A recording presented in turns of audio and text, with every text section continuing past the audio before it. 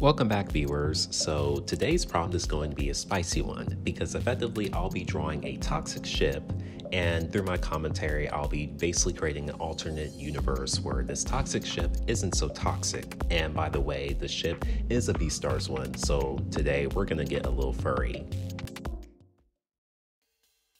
So the toxic ship that I'll be drawing that I mentioned in my prompt earlier will be the shipping between the two characters Melon and Agata.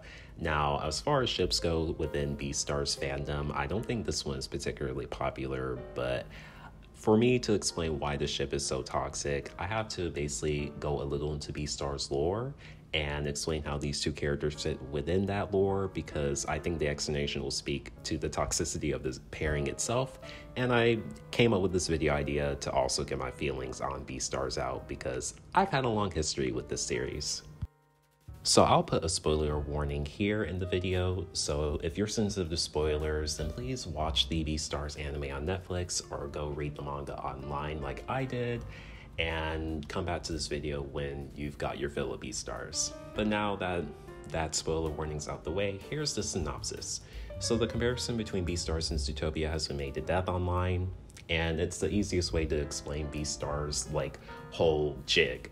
So just like how Zootopia, the whole conflict of the series is built on prey animals and predator animals having to coexist with each other in a society, Beastars is similar in that way, but instead it's based on herbivore and carnivore animals coexisting in society together.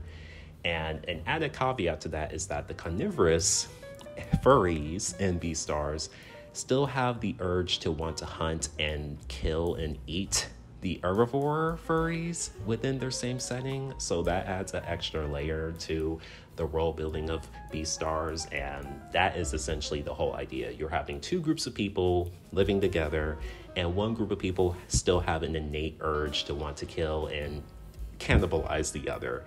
And so that basically sums up Beastars' whole backdrop jig. So where Melon and Agata fit into this dynamic is that they spend most of their time in the story in the place called the Black Alley Market. And the Black Alley Market is essentially a very open yet taboo place. Like, everyone is aware of it, but it's very taboo and controversial to talk about. It's essentially a place where carnivores can satisfy their urges if it gets too bad to eat herbivores by getting essentially dead herbivores and herbivore body parts from the Black Alley Market. And there's even herbivores who go there to essentially sell their bodies essentially to these people for money. So I think you can compare this place to many other controversial, highly salacious places in society IRL, but that's essentially where Melon and Agata spent most of their time in the story. And Melon essentially is like the big bad of Beastars, and he has killed many people. He's overthrown and run essentially the Shishigumi that Agata works in, and the Shishigumi essentially is one of the gangs that hold power within the Black Alley Market and make it their money running the many operations in the Black Alley Market. So that's how these two kind of fit in, and Melon ends up being the boss of Agata's gang, the Shishigumi. And there are plenty of panels I can go through where basically Melon plays with Agata and kind of almost kills him. And so I think that explanation explains why this ship is so toxic, because you're dealing with essentially a supervillain, a murderous psychopathic one, with another dude who he's almost tried to kill. So yeah. So I'm going to go on a little critical rant about Beastars, and so let me get this out the way and say that I don't hate Beastars, and I especially don't hate the fans and the creator at all. So please don't take these criticisms that I have personally as personal attacks, and don't get deep in your feelings, and you can feel free to disagree, so don't crucify me in the comments section. These are just complicated feelings about Beastars that I have that I would like to express. And to get my credentials out the way, I'm such a super fan of Beastars to where I was reading manga chapters online, the only way they could have been available in English-speaking countries, And I was literally having to go back week by week by week to see if there were more chapters of Beastars translated to English available to read yet. So I was into Beastars even before physical copies of the manga were sold in North America, and way before the anime adaptation was announced. So don't come for me, and understand that this comes from a place of someone who's been on the Beastars train and enjoyed the series for a while. So prerequisites out the way.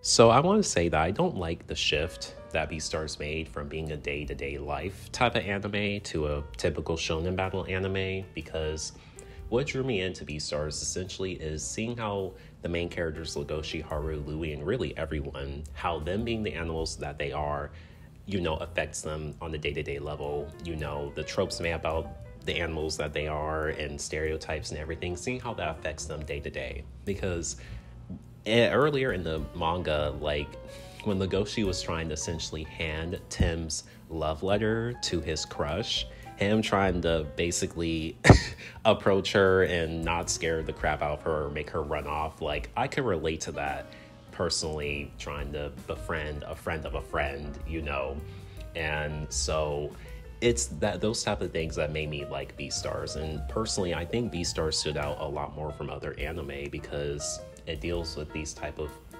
systemic issues. Like, let's be honest, these are allegories to systemic racism and other forms of bigotry. It's more so just giving a day-to-day lens on how these overarching systemic issues affect the main characters in their day-to-day. Like Legoshi always being seen as someone who's untrustworthy and potentially violent because he's a male wolf, and then his social awkwardness that he has individually conflating that for many people and gives them the wrong impression of him. Like, that type of stuff is what made me really enjoy the series. And that's how I plan on fixing the ship between Melon and Nagata, by basically trying to, I guess, incorporate them into the day-to-day life side of Beastars before it became a shonen battle anime. And I also want to get this out the way, the fact that Legoshi and Haru's romance was abandoned for a good chunk of the Beastars manga or Beastars series, that is sad, because that relationship at the beginning, the non-sexual parts of it, like that is also things I really, really enjoyed and personally related to. But I'm gonna leave my criticisms there. So in my revision of Beastars, my personal one, I have Mel and Nagata basically, I think as characters, they will be introduced way earlier on in the slice of life parts of Beastars, and personally I will make the whole entire series be slice of life oriented. And Melon, in my revision, as far as making the ship work, instead of being a psychopathic killer with deep trauma, he's at the stage before he went on that path. So he's just a very troublemaking kid. He's rebellious, he's annoying, he, gets into fights here and there. And his troubled behavior comes from his struggle with his identity, because Melon, if you can't tell, is a hybrid animal. His father is a gazelle and his mother is a cheetah. And a lot of his identity issues come from struggling living in Beastars world, where because it's so herbivore versus carnivore focused, hybrid animals just don't really get talked about. And so he's just ping-ponging between the two extremes within Beastars and not knowing how to express those emotions properly. And especially with his home life, because I envision his father, Gazelle, being there and essentially passing on speciesism to his son, because he's half cheetah and he's male, and he sees his son similar to male cheetahs and expects him essentially to be the perfect little being, but he doesn't want to be the perfect little being. And that being the source of his, trauma and how he's expressing it through his annoying behavior. And I see Agata in this revision of Beastars essentially still being part of the Shishigumi, but instead of being an active member engaging in the crime, he essentially is the kid of the group. Like, he's the pony boy of the group. He's, going to high school. He's a kid that the Shishigumi end up taking in, and basically they pressure him into being the perfect student because they want him to succeed in life and get away from the black alley market and not have to rely on crime to make money. And then as far as their love story, them basically having feelings for each other, and the conflict being, Agata's overly strict Shishigumi members not wanting him to associate with Melon in the fear that he might adopt his behavior and, and get in crime. And that obviously, causes the love between the two of them to go through challenges and tribulations. But that's basically my little rough draft of how I'll incorporate Melon and Agata and how effectively I'll fix their ship and take out all the toxic-ish out of it.